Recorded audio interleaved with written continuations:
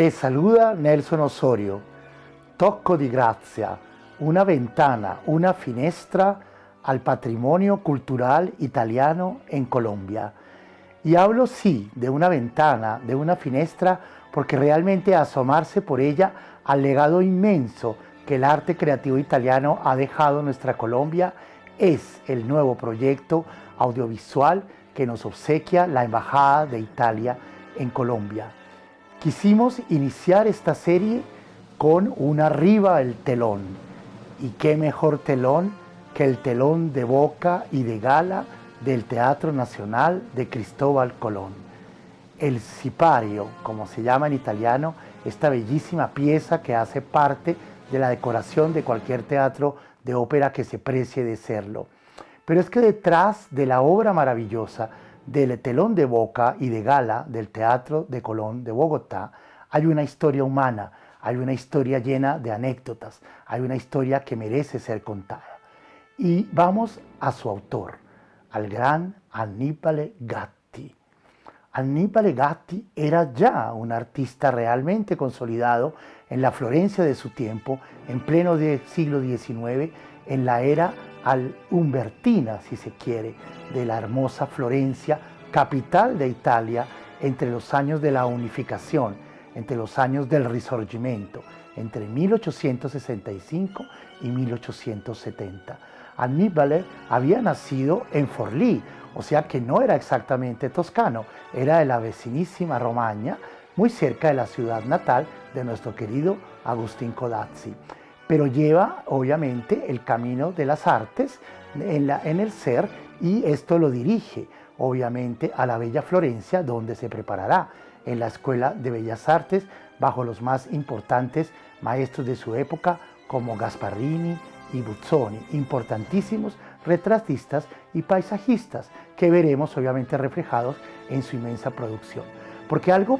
particular de la historia de nuestro telón de boca como primera pieza escogida del patrimonio cultural italiano en Colombia, de hecho, una de las características importantes de nuestro gran sipario, de nuestro gran telón de boca y de gala del Teatro Nacional de Cristóbal Colón, es el hecho de que Annibale Gatti, para el momento del encargo, en 1890, por parte del gobierno colombiano de esta gran obra, era un artista de una gran fama, un artista completamente consolidado. Vamos a encontrar fundamentalmente por toda Florencia y Toscana sus importantes obras, en la Villa Strozzi, en la Villa Fabbricotti, en la Villa Airone, en el Palazzo Marocchi y en una cantidad de lugares emblemáticos de la hermosa Florencia. Pero su obra cumbre fue precisamente recibir, por encargo del rey Víctor Manuel II, primer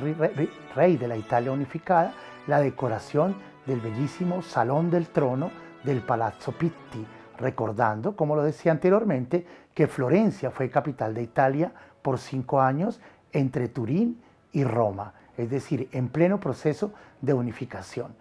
También son muy famosos los encargos que la siguiente pareja real italiana, Su Majestad el Rey Humberto I y la Reina Margarita, muy amada por los italianos, le hicieron para decorar los apartamentos reales donde la pareja real de Saboya, Humberto y Margarita, transcurrían su permanencia en Florencia. Con todas estas credenciales, entender cómo la comisión que se le ordena desde Colombia es aceptada por Annibale Gatti es un gran honor y es parte de esta maravillosa historia.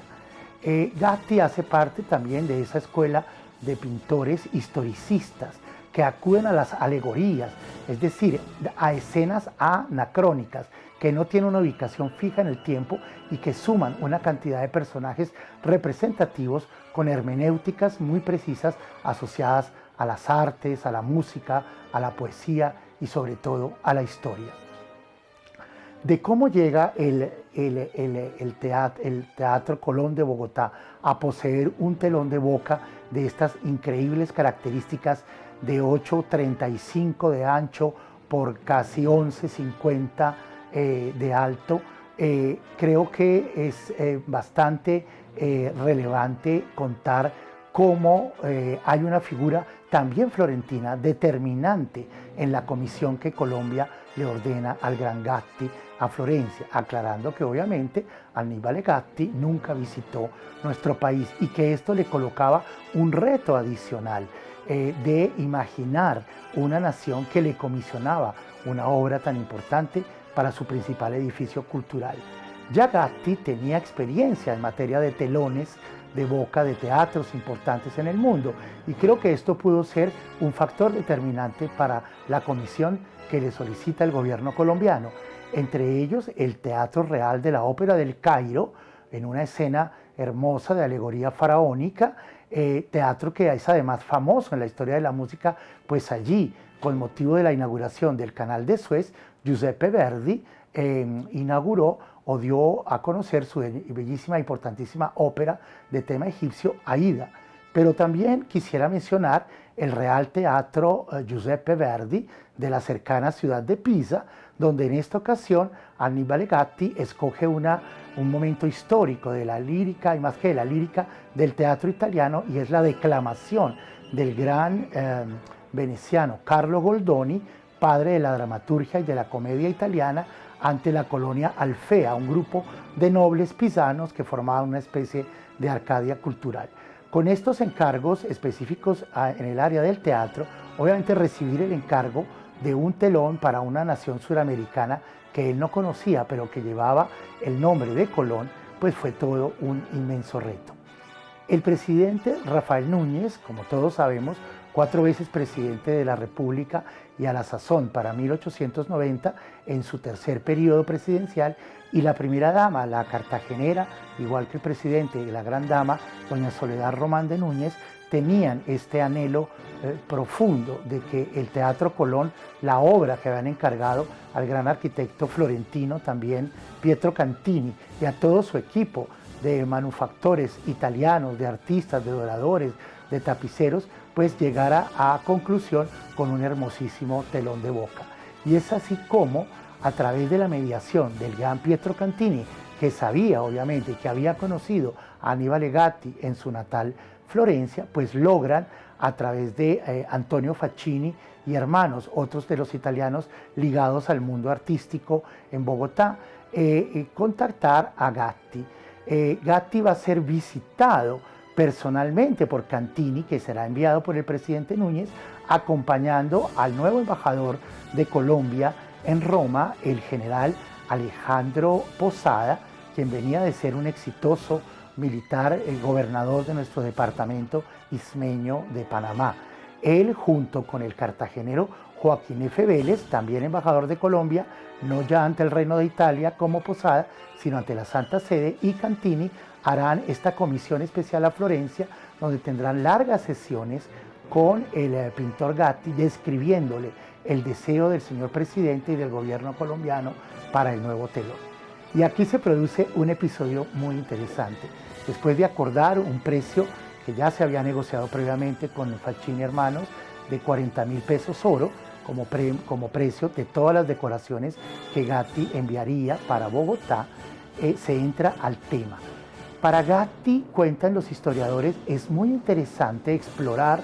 el contenido novedoso de la ópera en una república joven, una república andina, tropical, como puede ser la Colombia de 1890, de finales del siglo XIX, y prepara un boceto. Está en el convenio que precisamente el presidente Núñez y doña Sola Román aprueben ese boceto que será enviado previamente a la manufactura de la obra. Y el boceto, del cual existe un bellísimo ejemplar,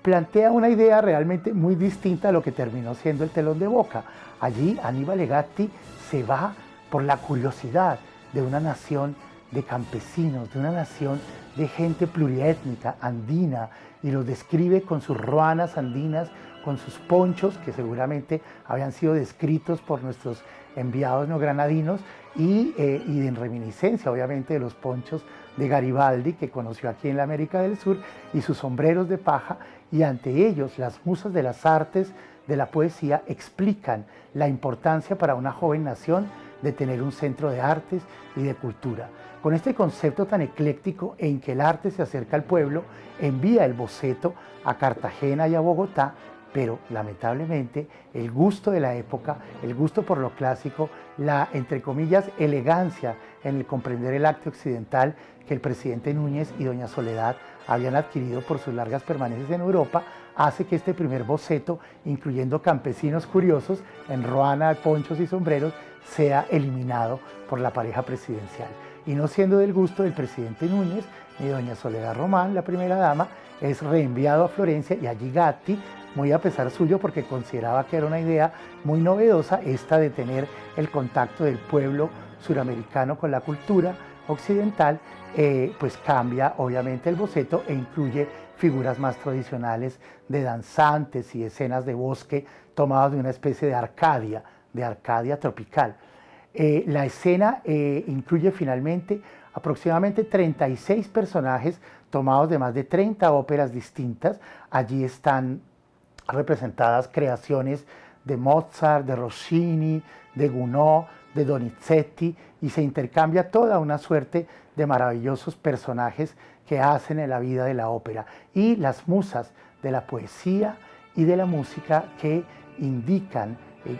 a estos personajes maravillosos que es la hora de danzar, de cantar, de hacer rondas en el fondo o con el trasfondo de una especie de selva tropical para la cual Gatti se inspiró en palmeras de las que abunda el Mediterráneo italiano. Así que con un eclecticismo puro, muy de la época en que la única figura realmente amerindia es el protagonista de la ópera guaraní y los demás corresponden a personajes de las óperas. El telón es terminado a principios de 1890 y es embarcado en el mes de agosto de ese año, en pleno verano, en la ciudad de Génova. La gran travesía de todos estos decorados será bastante accidentada, porque después de las escalas en las respectivas Antillas llegará a Puerto Colombia. Y oh sorpresa, Sabanilla, Puerto Colombia, Salgar, las bocas del río Magdalena por donde se llega pues al acceso a la nueva nación, a la joven República de Colombia recién constituida